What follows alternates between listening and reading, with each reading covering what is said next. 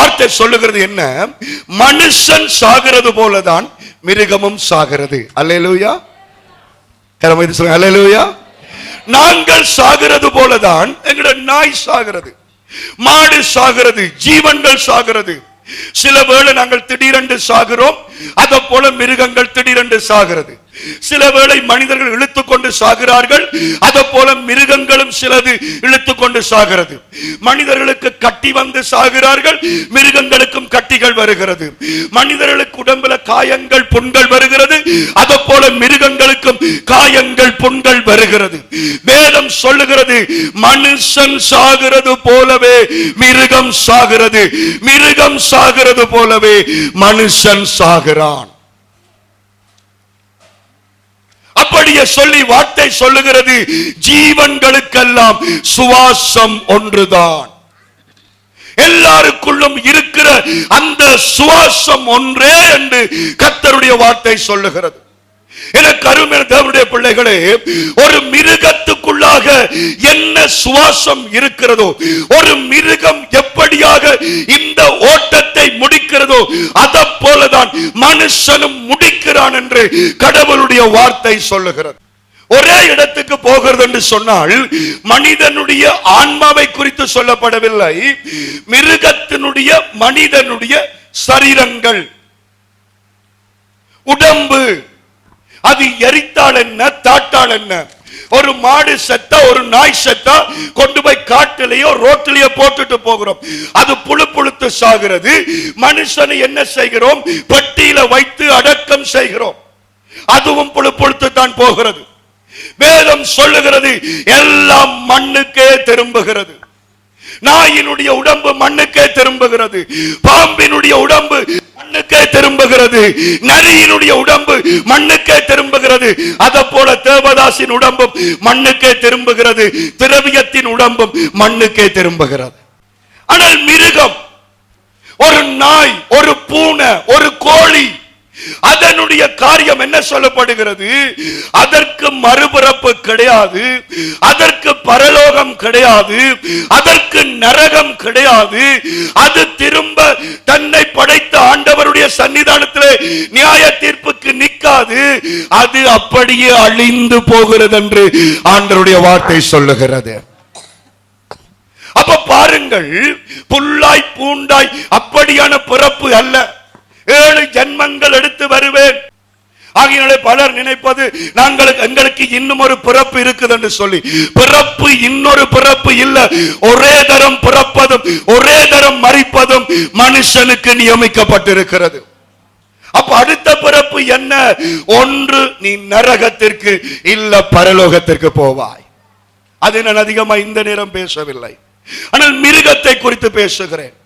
மிருகம் செத்தா செத்ததுதான், அதுக்கு அடுத்த கட்டம் இல்ல. சில பேர் மிருகங்களுக்கு கூட கிருத்திகள் செய்வார்கள்.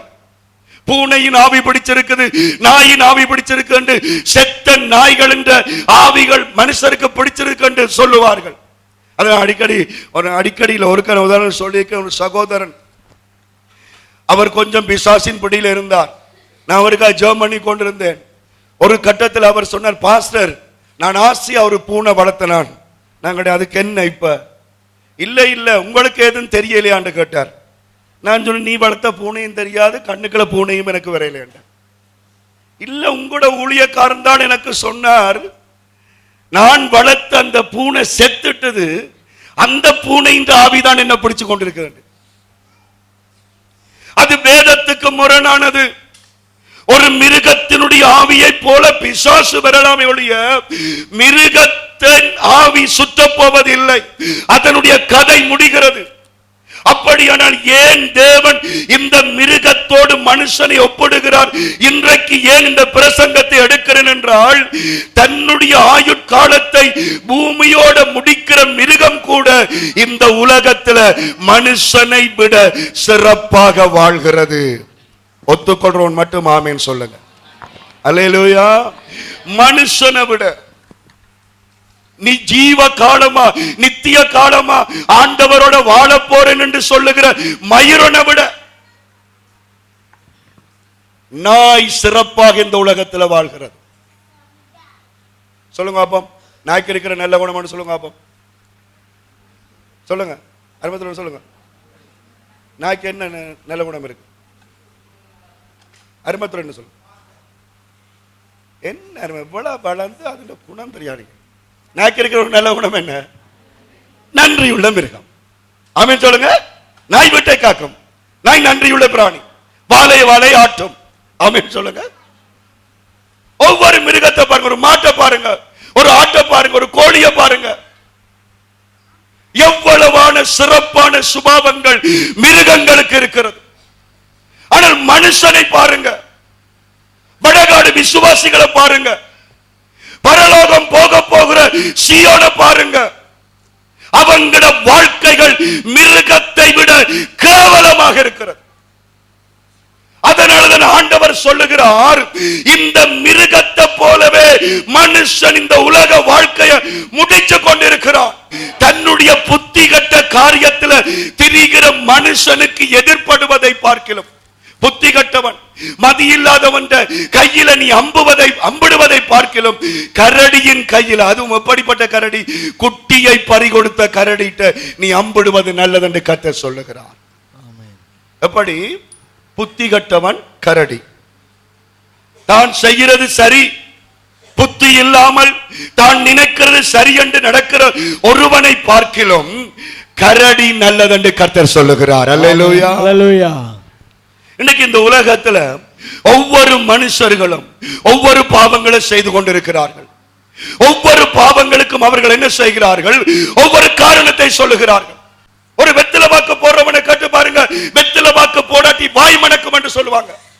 ஒரு சினிமா படம் பார்க்கிறவனை கேட்டு பாருங்க, சினிமா படம் பார்க்காட்டி தலைவலிக்கும் என்றுவாங்க. ஒவ்வொரு பாவத்திற்கும் ஒவ்வொரு காரணத்தை சொல்லுகிற மதிகட்டவனுக்கு அகப்படுவதை விட கரடிக்கு அகப்படுவது நல்லது என்று கர்த்தர் சொல்லுகிறார். ஆமென். எத்தனை பேருக்கு புத்தி சொல்லுகிறோம், தம்பி இப்படி நடக்க கூடாது, தங்கச்சி இப்படி நடக்க கூடாது, அம்மா அப்பாவோட இப்படி நடவுங்க, அம்மா அப்பா இப்படி நடவுங்க. இல்ல பாஸ்டர், எல்லாத்துக்கும் ஒரு காரணம் இருக்குது. இந்த காரணத்தை சொல்லுகிற மதிகட்டவனுக்கு அம்பிடுவதை பார்க்கலாம். அது போகட்டும், தன் குட்டியை பறிகொடுத்த கரடி என்று இங்க வேதம் சொல்லுகிறது.